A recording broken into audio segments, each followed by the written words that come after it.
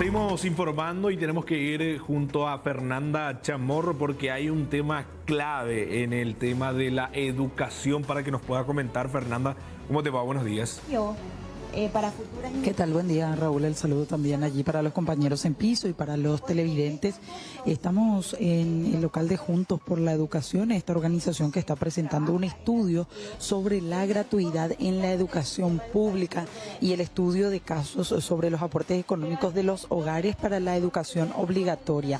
¿Cuánto dinero gastan las familias en educación, tanto aquellas familias de escasos recursos como aquellos que están posicionados en un sistema mucho mejor económicamente? Está hablando Verónica Serafini respecto a este tema y los estudios o el estudio de casos que están presentando en esta jornada. Escuchamos. Trabajo infantil, pero en la última encuesta teníamos 25% de niños trabajando desde los 5 años.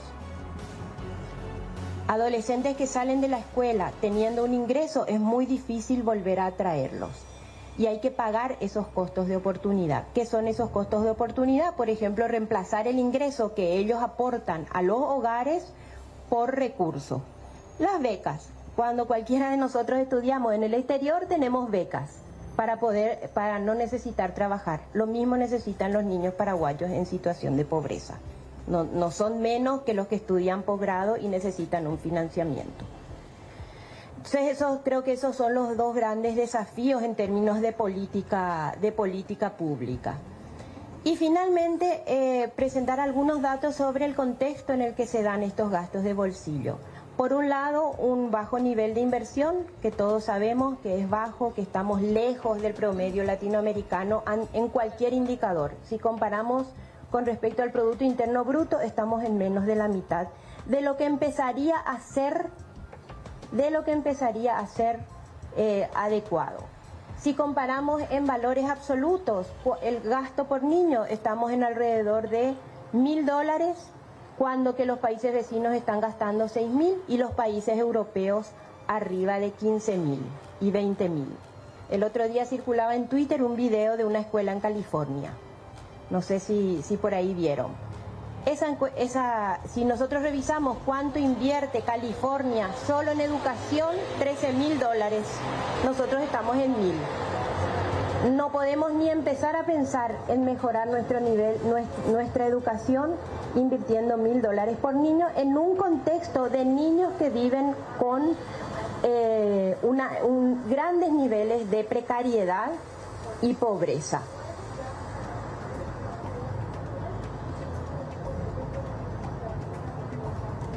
Bueno, ahí están los costos. También podemos comparar con lo que gastan, con lo que invierte el MEC con respecto a los niños, a muchos de los padres que envía a su niño a un colegio privado, gasta por lo menos 3 veces más en Paraguay que lo que invierte el MEC.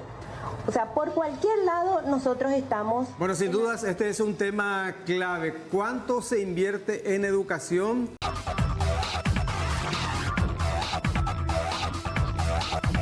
Y esta fue una semana clave para la educación. Miles de niños volvieron a las aulas. Nuestra compañera Fernanda Chamorro está con los detalles de un estudio muy interesante que se hizo en este contexto. Fernanda, estamos contigo.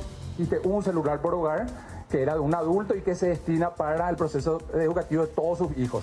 Y cuando hacía un enorme esfuerzo, no era suficiente, digamos, o sea, más bien, no contaban con los recursos para adquirir una computadora, pero entonces compraban de última un celular, un smartphone inteligente, qué sé yo, más o menos económico, que destinaban para este propósito.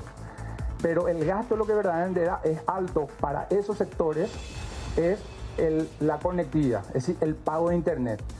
Y acá hay una cosa muy interesante, porque uno diría, bueno, con el Wi-Fi, que uno paga el Wi-Fi, ¿cuánto te puede costar el Wi-Fi hoy día? No sé, 150.000, 180.000, dependiendo. ¿Qué supone la adquisición, o sea, la contratación de ese servicio? Para que haya una estabilidad de la conexión y una serie de cosas, requiere ingresos regulares, ¿cierto? ¿Por qué? Porque los paquetes, la conectividad por las empresas que ofrecen este servicio implica justamente un pago mensual. Y lo que caracteriza a las familias de hogares pobres y vulnerables es justamente la irregularidad y la incertidumbre en los ingresos. Entonces no pueden adquirir ese tipo de tecnología y lo que hacen es compran paquetes de datos. que cuando hacíamos la contabilización gastaban más en la compra de paquete de datos las familias pobres que el pago que hacían, por ejemplo, las familias de fracciones bajas de clases medias, ¿verdad? Pagando Wi-Fi, que sí podían adquirir porque tenían un sueldo. Entonces, con un ingreso regular uno puede asumir ese tipo de compromisos. Entonces, esto verdaderamente es preocupante en la magnitud en que vemos, y ahí también se puede observar cómo representa un ingreso importante, perdón, una erogación importante, una vez más, en el uniforme también, que se suma luego de los gastos en tecnología de la información y la comunicación, digamos, representa, y sobre todo acá, por eso nosotros ponemos mucho el énfasis, representa una proporción importante cuando, interpelando a las familias acerca de la utilidad pedagógica que puede tener esto, desconocían completamente. Y para muchas madres en particular, la compra de uniformes para ellas representa una prioridad absoluta, en el sentido que movilizaba no solamente un requisito institucional, sino para ellas, y ahora sí la perspectiva de las familias, de los hogares, de los padres y madres, representaba también, o tenía un componente simbólico, es decir, representaba para ella también la movilización de su dignidad.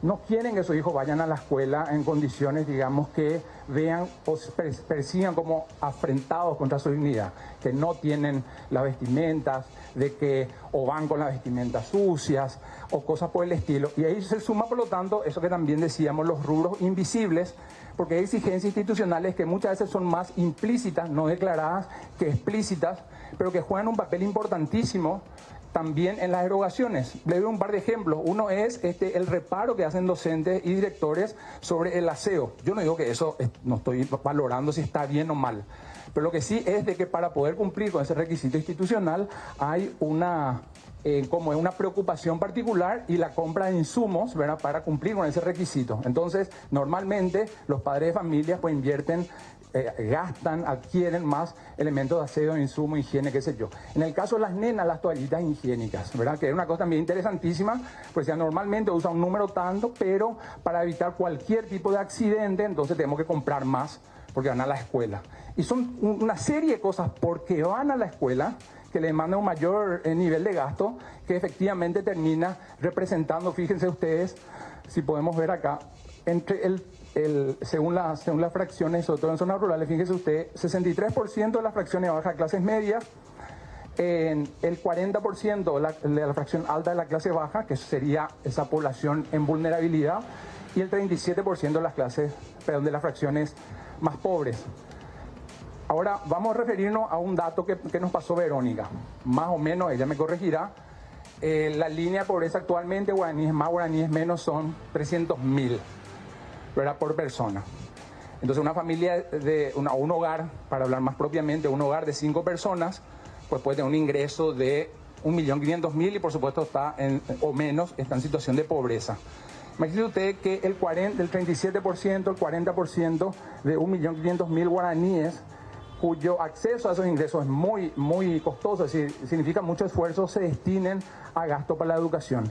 Y acá el punto clave a lo que voy a ir seguidamente, que finalmente en el mediano y largo plazo no tienen un rédito en términos de rendimiento, es decir, el desempeño académico es incluso por debajo, por supuesto, de aquellos que tienen otros recursos que movilizan en la escuela, entre ellos uno muy importante que es el capital cultural, y el riesgo constante de la deserción. Es decir, las familias cuando les significa, a muchas de ellas, estos son promedios, a muchas de ellas cuando les significa las erogaciones económicas el 50 o más de sus ingresos, pues ya empiezan a hacer la reflexión, ¿verdad?, que es práctica finalmente, de introducir a un miembro del hogar, joven, adolescente, al mercado de trabajo, o incluso desescolarizarlo. Y esto es, aquí está lo preocupante, porque nosotros sabemos, lo que estudiamos estas cosas, de que la caída de las tasas de matrícula en Paraguay se dan fundamentalmente entre el séptimo a octavo grado, donde fuertemente caen, ¿verdad?, que son entre las edades de 12, 13 años. Que justamente cuando ya siendo adolescentes empiezan a ser visibilizados por sus padres como ya sujetos que pueden contribuir con la economía familiar, dada la incertidumbre, dada incluso la pobreza. Y claro, en el largo plazo, cuando las condiciones digamos, económicas, sociales. Lo que está explicando Luis Ortiz, él es sociólogo, él estuvo elaborando en conjunto también con otros expertos este estudio que está siendo presentado el día de hoy por parte de la organización Juntos por la Educación, un estudio que habla sobre la gratuidad en la educación pública. También está exponiendo, como ya escuchaban, datos sobre cuánto dinero gastan las familias en educación pública, tanto aquellas personas de escasos recursos como también los hogares que están mejor económicamente. Un poco de lo que tiene que ver con este estudio, ya en los próximos espacios informativos vamos a estar ampliando más detalles. Bien, Fernanda, gracias por estos detalles. Pero también por razones prácticas, ¿no? Hasta luego.